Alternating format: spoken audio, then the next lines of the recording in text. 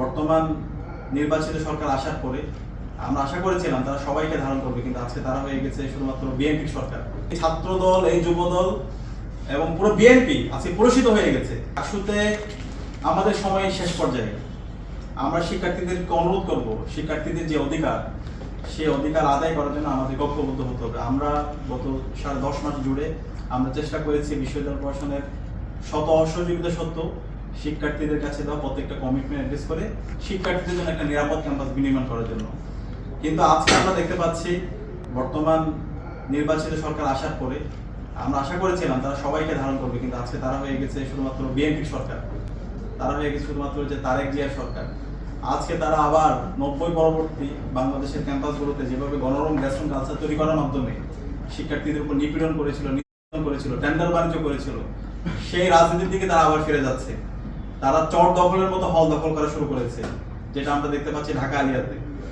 আমরা দেখতে পেয়েছি জগন্নাথ বিশ্ববিদ্যালয়ের শিক্ষার্থীদের নির্বাচিত প্রতিনিধির উপরে এই ছাত্র দলের সন্ত্রাসীরা, যুব দলের সন্ত্রাসীরা, বিএনপি সন্ত্রাসীরা দফায় দফায় হামলা করেছে। ঢাকা কলেজের জুলাইয়ের প্রোগ্রামে ছাত্র শিবিরের নেতৃবৃন্দের উপর তারা হামলা করেছে। নারায়ণগঞ্জে কলেজে শিক্ষার্থীদের উপর তারা হামলা করেছে এবং তারা হামলার পর উল্লাস করছে, যেটা খুবই অপ্রত্যাশিত। যেটা ছাত্রলীগ করতো, তারা মনে করতো না আমরা ক্ষমতায় আছি, আমাদেরকে আর কেউ বিচার করতে পারবে না। এখন আমরা ঠিক একই কায়দা দেখতে পাচ্ছি এই ছাত্র দলের সন্ত্রাসীরা, যুব দলের সন্ত্রাসীরা তারা হামলার পর তারা উল্লাস করছে। এবং শুধু হামলার পরে তারা বসে নেই, তারা যখন আহতরা এই হামলার পর যখন চিকিৎসার জন্য যাচ্ছে, সে হাসপাতালে গিয়ে নির্মম কায়দায় হামলা করছে। এবং হাসপাতালে হামলার পর আমরা আজকে দেখতে পেয়েছি কেন তাদেরকে ট্রিটমেন্ট দেওয়া হয়েছে, যারা আহত হয়েছে। হাসপাতালে যিনি পরিচালক আছে তাকে হুমকি দেওয়া হচ্ছে। কোন ধরনের বর্বরচিত সমাজের মধ্যে দিয়ে আমরা যাচ্ছি? এই ছাত্র দল, এই যুব দল এবং পুরো বিএনপি আজকে পুরস্কৃত হয়ে গেছে। 6 মাসের মধ্যে তাদের মাটির নিচে তাদের পায়ের নিচে মাটি নেই, তারা জনবিচ্ছিন্ন হয়ে পড়েছে। ক্যাম্পাসগুলোতে শিক্ষার্থীরা ইতিমধ্যে তাদেরকে প্রত্যাখ্যান করেছে। ছাত্র সংসদ নির্বাচন হয়েছে, সেই নির্বাচনগুলোতে আমরা দেখতে পেয়েছি তাদের এই ফেসিবাদী রাজনীতির কারণে এবং দখলদারিত্বের রাজনীতির কারণে শিক্ষার্থীরা তাদেরকে প্রত্যাখ্যান করেছে। আমরা অনুরোধ করব, আপনারা সভ্য ভাষায় রাজনীতি করেন। ছাত্রদলকে আমরা অনুরোধ করবো এবং তারেক জিয়াকে আমরা অনুরোধ করবো, এই সন্ত্রাসীদেরকে আপনারা সামলান। যদি আপনারা এই ধরনের সন্ত্রাসের রাজত্ব কায়েম করেন এবং আবার সে চর দখলের মতো হল দখল করতে আসেন, তাহলে বাংলাদেশের ছাত্রলীগের পরিণতি যে হয়েছিল, ফেসিবাদের যে পরিণতি হয়েছিল, তার চেয়ে ভয়াবহ পরিণতি আপনাদের জন্য অপেক্ষা করছে। এবং আমরা একই সাথে দেখতে পাচ্ছি বিশ্ববিদ্যালয়ের শিক্ষার্থীদের সামগ্রিক কল্যাণের জন্য এই ঢাকা বিশ্ববিদ্যালয়ে 2841 কোটি টাকার একটা প্রকল্প এসেছে।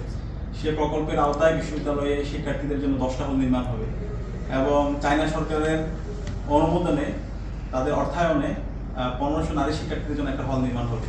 কিন্তু এখন বর্তমান প্রশাসন, বিএনপি প্রশাসন আসার পরে তারা এই কাজগুলোকে রিভিউতে পাঠিয়ে দিচ্ছে। তারা আবার সব জায়গায় এই যে অর্থগুলো এসেছে, বরাদ্দগুলো এসেছে, প্রত্যেকটা বরাদ্দে তারা আবার 10% চায়। তারা আবার সেই দুর্নীতি মহারাজ্য কায়েম করতে চায়, ক্যাম্পাসগুলোতে টেন্ডারবাজি করতে চায়। তা আমরা তাদেরকে অনুরোধ করবো, আগে যা করেছেন সেটা এই জাতি জানে। নতুনভাবে যদি আবার সেই দুর্নীতি মহারাজ্য ক্যাম্পাসগুলোতে করতে চান, টেন্ডারবাজির রাজনীতি আপনারা চলমান রাখতে চান, শিক্ষার্থীরা আপনাদেরকে বরদাস্ত করবে না। আমরা শিক্ষার্থীদের অনুরোধ করবো, আমাদের ঐক্যবদ্ধ হতে হবে। ক্যাম্পাসে নৈরাজ্যের বিরুদ্ধে, সন্ত্রাসের বিরুদ্ধে আমাদেরকে একসাথে ঐক্যবদ্ধভাবে কথা বলতে হবে। এবং একই সাথে ঢাকা আলিয়াতে আমরা দেখতে পাচ্ছি এখন পর্যন্ত নিয়মিত শিক্ষার্থীরা তারা রাস্তা ঘুরছে, তাদের থাকার জায়গা নেই। অছাত্র, সন্ত্রাসী, ছিনতাইকারী ছাত্র দলের, যুব দলের বহিরাগত সন্ত্রাসীদের কাছে ফলে তোলা হচ্ছে এবং ফলে শিক্ষার্থীদের ল্যাপটপ, তাদের ডিভাইস, টাকা পয়সা, তাদের গুরুত্বপূর্ণ সরঞ্জাম তারা লুটপাট করছে। এবং এই লুটপাটকে বিশ্ববিদ্যালয়, ওখানকার প্রশাসন এবং স্বরাষ্ট্র মন্ত্রণালয় এবং তারেক জিয়া বর্তমান প্রধানমন্ত্রী সে প্রশ্রয় দিচ্ছে। তো এই ধরনের একটা মৎস্যান্নের মধ্য দিয়ে আমরা যাচ্ছি। তো আমরা অনুরোধ করবো, তারেক জিয়াকে আমরা অনুরোধ করবো, বিএনপি সরকারকে আমরা অনুরোধ করবো, আপনাদের এখন সময় আছে, আপনি এই সন্ত্রাসীদেরকে সামলান। ছাত্র দলের সন্ত্রাসীদেরকে সভ্য ভাষায় রাজনীতি করতে বলেন এবং ক্যাম্পাসগুলোতে যে গণতান্ত্রিক ধারা অব্যাহত শুরু হয়েছে ছাত্র সংসদ নির্বাচন মাধ্যমে, সেই নির্বাচনগুলো আপনারা দ্রুত সময়ের মধ্যে প্রত্যেকটা ক্যাম্পাসে ছাত্র সংসদ নির্বাচন দিন। এবং আমরাও আমাদের যে মেয়াদ আছে, মেয়াদের আগেই যেন ছাত্র সংসদ নির্বাচন, ডাকসু নির্বাচন হয়, নির্বাচনের জন্য তফসিল ঘোষণা হয়, সেটার জন্য আমরা যৌক্তিক আন্দোলন করব। আমরা আশা রাখবো বিশ্ববিদ্যালয় প্রশাসন আমাদের সময়, ডাকসুর সময় সীমা শেষ হওয়ার আগে পরবর্তী নির্বাচনে যেন তফসিল ঘোষণা করা হয় এবং সেই নির্বাচনে যেন তফসিল ঘোষণা করা হয় সেটা যেন আমরা যৌক্তিকভাবে আমরা আন্দোলন গড়ে তুলব।